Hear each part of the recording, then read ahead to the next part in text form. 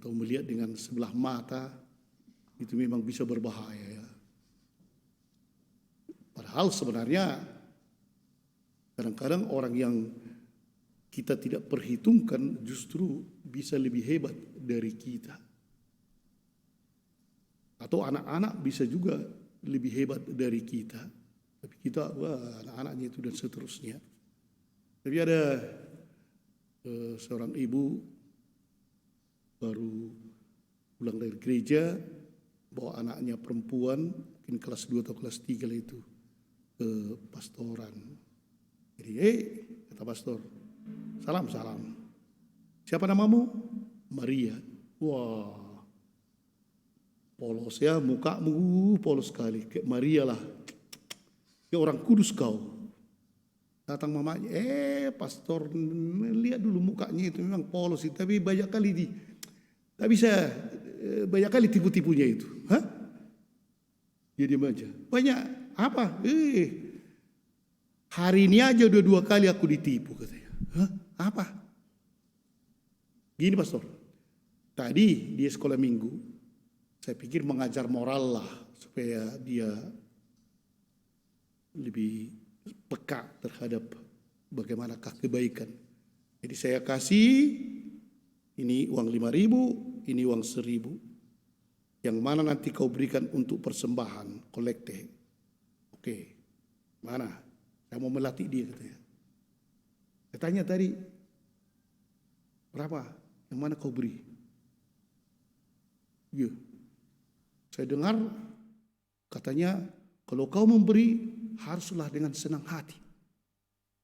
Kalau 5.000 aku tidak senang, maka 1.000 lah aku berikan katanya kan. Itulah tipu-tipunya ini. Wah hebat juga dia ya. Apa lagi? Tadi sebelum masuk ke sini. Jadi kami di mobil. Jadi rupanya apa? Dia datang, Mak, kasihan kali orang tua itu berteriak terus, berteriak. Kasihan, kita kasihlah sedikit, entah apa. Berapa katanya? Biarlah 10.000 lah Mak. Oke. Baik kali putriku ini pikirnya. 10.000. Dia itu, apa rupanya diteriakkan sesudah beberapa waktu datangnya? Apa diteriakkan? Es krim. Mampuslah. Tertipu dia kan. Itulah anak-anak dipikir polos tapi sudah pandai menipu. Pada hari ini kalau kita lihat dalam kitab Raja-Raja tadi ya, sebenarnya ada sesuatu yang luar biasa itu kepada panglima perang itu Naaman ya. Yang memberitahukan kepadanya bahwa ada sebuah kekuatan di tanah Israel adalah seorang yang dulu waktu perang mereka tangkap seorang anak kecil perempuan dan dibawa ke Syria dan dibuat menjadi budak. Tapi akhirnya budak ini, perempuan ini disuruh melayani menjadi pelayan istri dari si Naaman ini. Jadi budak itu nih ya, yang tidak berharga itu, yang dibeli, yang suka-sukanya, dia mengatakan kepada istri si Naaman, adanya di Israel seorang nabi pasti bisa disembuhkan. Yang kata-kata ini, kata-kata budak, sebenarnya apa artinya ini? Tak usah dengar, bisa.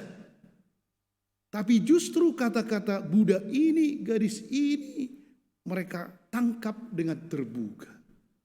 Dan itulah terjadi tadi. Memang ada sebentar diskusikan, masa aku disuruh mandi di sungai Jordan, sungai kami pun lebih cantik dari sini. Tapi ketika dia mulai mendengar lagi, kata-kata pegawainya, dia bertobat. Tapi kata-kata orang yang tak berharga inilah akhirnya membuat dia tahir.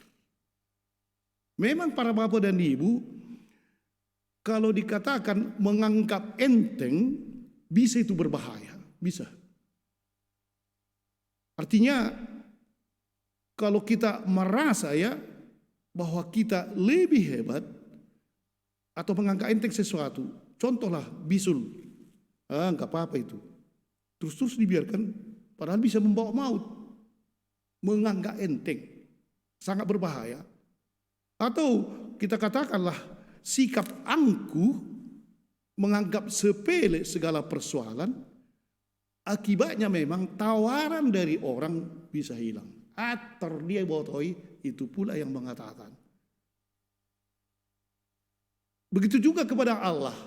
Ketika kita menganggap diri sudah cukup, maka tawaran-tawaran dari Allah, rahmat Allah akan hilang. Tidak berkesempatan masuk ke dalam kita karena kita langsung, kayaklah udah tahunya aku itu. Ngapain pula bertobat? Udah dah, biasa-biasa saja. Padahal tawaran masa prapaskah ini bertobat. Ngapain pula bertobat? Sudah bertobatnya aku. Inilah yang membuat tak bisa kita berkembang. Dalam Injil itulah yang terjadi. Sampai Yesus sudah dengan keras sebenarnya mengatakan, kan tak seorang nabi pun dihormati atau diakui di kampungnya. Dan ketika Yesus sebenarnya berkhotbah atau memberikan pengajaran di sinagoga di Nazaret, semua orang, oh bagus juga ya. Tapi kemudian, alah Yesusnya, anak si Joseph, kayak sisi, apalah ini? Udahlah, banyak kali kata-katamu tertutup. Dan Yesus mulai memberikan contoh bahwa ketika ada janda banyak di Israel, tapi siapakah yang diberikan oleh Tuhan makanan? Ketika ada orang kusta, justru bukan orang Israel, tapi justru orang Syria. Dan itu mereka anggap, kami orang Nazaret, sekampungmu, takkan mungkin kalian dapat apa-apa pun. Marahlah mereka. Hanya dengan itu, karena mereka tidak melihat apa yang dikatakan oleh Yesus itu, hati mereka tertutup dan malahan bisa mencelakakan sampai mereka mau membunuh Yesus hanya dengan mendengar kata-kata seperti ini. Para bapak dan ibu dan saudara sekalian, pada hari ini inilah sebenarnya yang mungkin perlu kita ikuti. Bagaimanakah sebenarnya hati kita ketika mendengarkan sabda Tuhan? Apakah kita, walaupun siapapun yang mengatakan, kadang-kadang kan ada itu tak suka dia melihat orang, ketua lingkungan umpamanya ya, tak suka dia melihat ketua lingkungan. Apapun yang baik dikatakan ketua lingkungan ini, katakan aja gitu, udahlah, cukup, amin. Atau ada juga, mungkin pastor tak suka dia, pastor parokinya kan atau apapun. Banyak kali cakap pastor, udah. Tak ada. Semua ditolak. Atau mungkin istrinya yang mengatakan yang benar. Alah, kau pun begitu. Atau suaminya, mungkin parmabuk suaminya kan. Tapi dia mulai menasihati. Kata-katamu aja bagus, entah apapun kau buat, langsung tertutup. Pada hari ini, lihatlah kata-kata atau apapun itu, kalau memang dia baik, terimalah.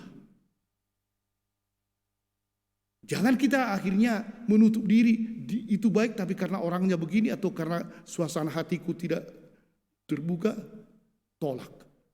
Lihatlah, bukalah, kadang-kadang Tuhan menyapa kita melalui orang yang barangkali tidak kita sukai atau kebetulan dan seterusnya.